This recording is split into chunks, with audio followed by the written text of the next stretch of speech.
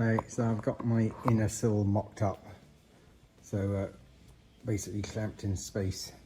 So once I clean it up with a wire wheel, sand it down, I've got pretty good metal on the top there. So I'm going to weld this thick plate on the inside, and then I'm going to go underneath here and do some tubing bracing, 45-degree bracing all the way along there to make it just exceptionally strong. I kind of want to build an I-beam down each side to give it a lot more strength than the original car had. And so once I've built it up on the inside of the sill, then I'll weld on the outer sill, which is over there. And then I'm going to weld a angle iron along the inside of here, and so that will also straighten it, and I'll use that to run my cross members across, so that will give it more rigidity and be a base for my cross members. And on the front I'm going to use some thicker steel, and I'm going to use angle iron and tie that into the firewall, and I'm going to do the same with the wheel arch, rear wheel arch, and the thicker frame at the back door post there. And I will also, well, I'll discuss this, strengthening this, once I start doing my floor. But yeah, that's basically on its way to building up the site. Hey, it looks like I've got the floor pretty straight. What I did, I lowered the car onto these axle stands at the end of the frame so that the middle car was bowing downwards, because the floor is so rusty that this line here actually had humped up. So in order to straighten it, I had to put a lot of clamps along this 1/8 inch by 5 inch and kind of straighten that whole bottom edge. And as you can see from the string, that's really good.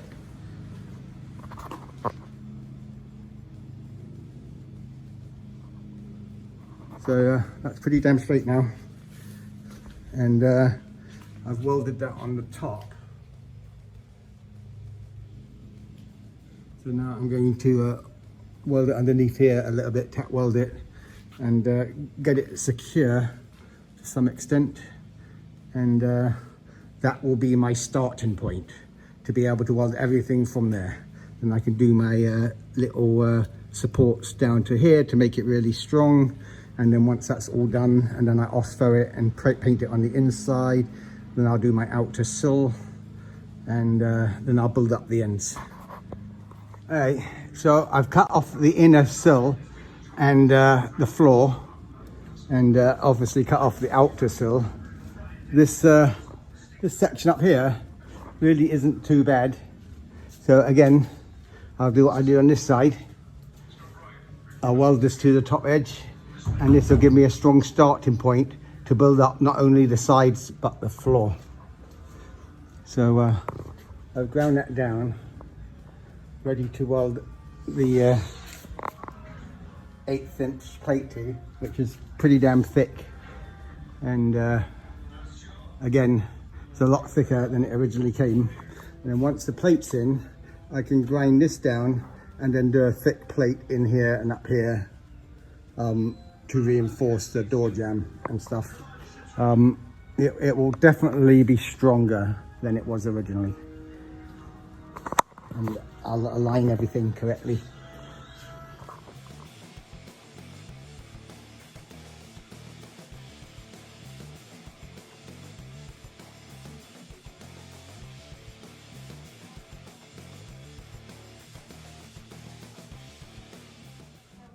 So I'm proceeding with building my 1957 Dodge Monster car, which had a totally rotted out floor. Plus I want to build it stronger than it was. So as you can see, the top of the door plates were actually pretty good, except the outer sill was totally rotted and the inner sill was totally rotted. So anyway, I cut out the inner sill that you can see on both sides and welded in an 1/8 by 5" steel plate. And because it was so rusty, this edge here had sunk and risen in various places. So this allowed me to, you know, place the car in a position which straightened up the floor as best it could, and then I aligned it with the top of the straight edge. So now my edge is straight. But yeah, because everything's so rusty, I can't rely on these being straight. So I imagine those were in a horizontal position from the factory. So I can adjust them up and down with my clamps there. And then I've placed a string at the same point on each side of the car to make sure that I get each side exactly the same. But I think that I probably need to have this sitting about an 1/8 of an inch in from the string. Well,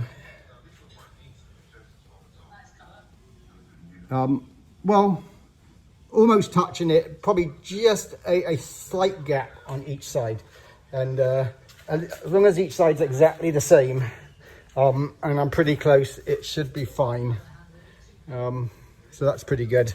I also did the same thing with the string along the bottom to get this edge dead straight. So I'm going to weld a bar across here now. I'm going to weld the bar across the center post so that they can't move, and then I'm going to weld a bar from here all the way across at the top so that it keeps everything square before I start making the floor, so that everything's correct.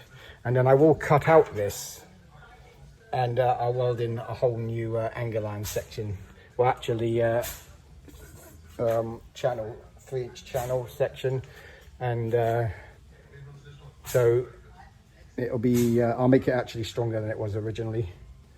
I don't think these cars, as amazing as they were, I don't think they were known for having been built particularly great from the thickness of the metal point of view.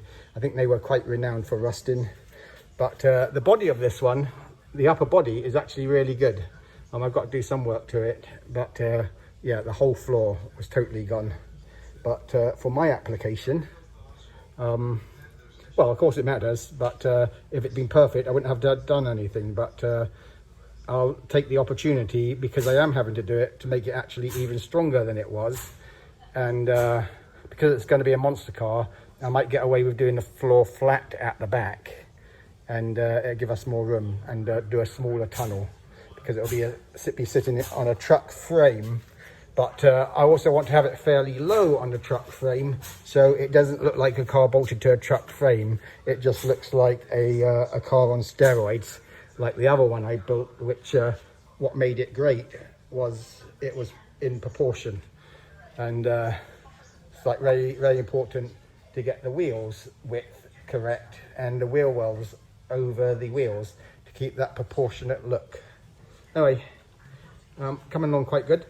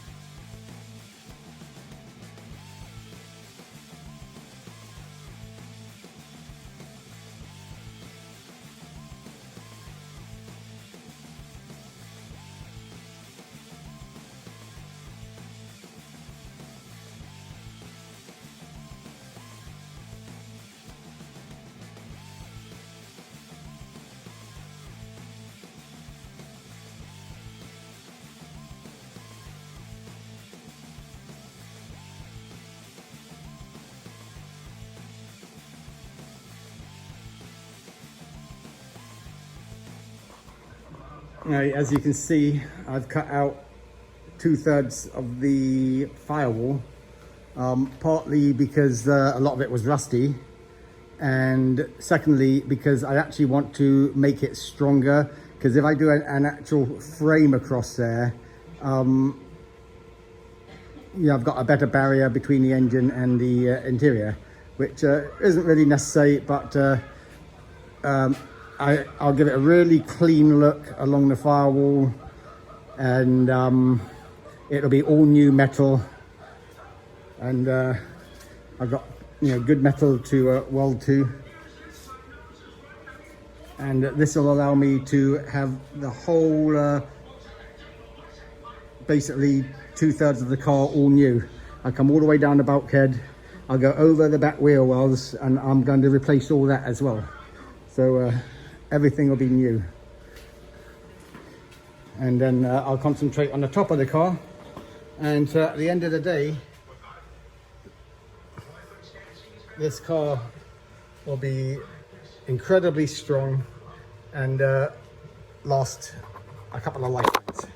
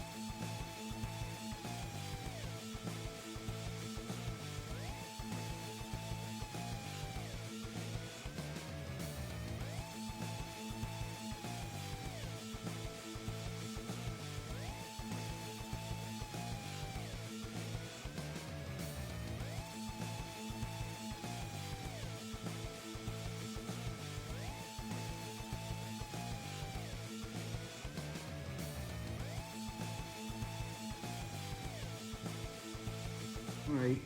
I think I'm more or less ready to take the body off the truck and then pull the frame in here and build the rest of it to the dimensions of the frame. That way, see, I know the frame is going to come down a lot lower than the original frame here. So I'll actually make the trunk area a lot larger, and also it'll look better because I'll bring the body line down, you know, follow this curve here. And then when I do my steel frame for the body here, I'll bring metal down here.